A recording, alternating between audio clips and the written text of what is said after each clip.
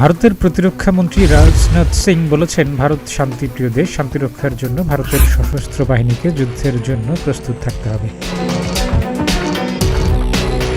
Russia, Ukraine এবং Israel Hamas সংঘাত এবং বাংলাদেশের পরিস্থিতির কথা উল্লেখ করে রাজনাথ তার দেশের সামরিক কমান্ডারদের এসব ঘটনা প্রবাহ বিশ্লেষণের পরামর্শ দেন। তিনি ভারতের সামরিক বাহিনীকে অপ্রত্যাশিত ঘটনা মোকাবেলায় প্রস্তুত থাকতে নির্দেশ দেন।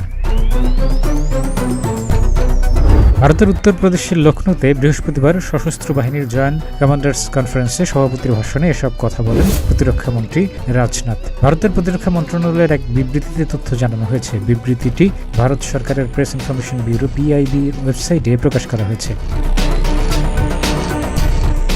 ভারতের শীর্ষ সামরিক নেতৃত্বের এই সম্মেলনের দ্বিতীয় এবং শেষ দিন ছিল বৃহস্পতিবার। সম্মেলনে জাতীয় স্বার্থ রক্ষা সহ আত্মনির্ভর ভারতের রূপকল্পকে এগিয়ে নিতে দেশটির সশস্ত্র বাহিনীর অমূল্য অবদানের প্রশংসা করেন রাজনাথ। একই সঙ্গে তিনি তিন বাহিনীর মধ্যে যৌথতা এবং সংহতিকে আরও এগিয়ে নিতে গৃহীত পদক্ষেপের প্রশংসা করেন। ভারতের প্রতিরক্ষা মন্ত্রী রাজনাথ বলেন, ভারত একটি শান্তিপ্রিয় দেশ। ভারতের উত্তর সীমান্তের পরিস্থিতি সহ প্রতিবেশী দেশগুলোর ঘটনা প্রবাহের পরিপ্রেক্ষিতে দেশটির শীর্ষ সামরিক নেতৃত্বের মাধ্যমে বিস্তৃত এবং গভীর বিশ্লেষণের প্রয়োজনীয়তার উপর জোর দেন রাজনাথ। সব বিষয় এই অঞ্চলের শান্তি এবং স্থিতিশীলতার জন্য চ্যালেঞ্জ তৈরি করছে। রাজনাথ বলেন, বিশ্বব্যাপী অস্থিরতা সত্ত্বেও ভারত একটি অসাধারণ শান্তির সুফল উপভোগ করছে। ভারত শান্তিপূর্ণভাবে বিকশিত হচ্ছে, তবে ক্রমবর্ধমান চ্যালেঞ্জের কারণে সতর্ক থাকতে হবে। ভারতের সশস্ত্র বাহিনীর অস্ত্রাগারে ঐতিহ্যবাহী এবং আধুনিক যুদ্ধ সরঞ্জাম যথাযথভাবে সমন্বিত করতে সামরিক কমান্ডারদের প্রতি আহ্বান জানান রাজনাথ। ভারতের প্রতিরক্ষা মন্ত্রী মহাকাশ এবং ইলেকট্রনিক যুদ্ধের সক্ষমতা বিকাশের উপর জোর দেন। এগুলোকে তিনি আধুনিক দিনের চ্যালেঞ্জ মোকাবেলার অবিচ্ছেদ্য বিষয় হিসেবে বর্ণনা করেন। রাজনাথ ভারতের সামরিক নেতৃত্বকে তথ্য এবং কৃত্রিম বুদ্ধিমত্তা AI খাতের সর্বশেষ প্রযুক্তিগত অগ্রগতির দিকে অগ্রসর হওয়ার ব্যাপারে মনোনিবেশ করার আহ্বান জানান।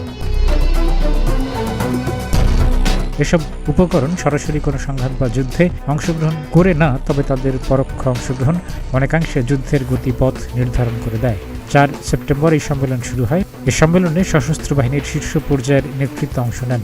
তারা সম্মেলনে জাতীয় নিরাপত্তার প্রেক্ষাপটে জাতির সামনে বর্তমান এবং ভবিষ্যতের চ্যালেঞ্জ নিয়ে আলোচনা করেন। সম্মেলনে যৌথ এবং সমন্বিত প্রতিক্রিয়ার জন্য সংগঠন কাঠামো সহ ভবিষ্যতের সক্ষমতা বাড়ানোর বিষয়টি গুরুত্ব পায়।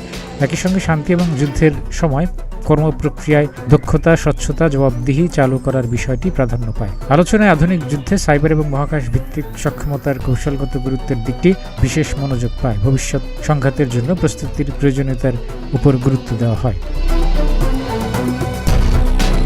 ডেস্ক রিপোর্ট, প্রতিদিনের বাংলাদেশ।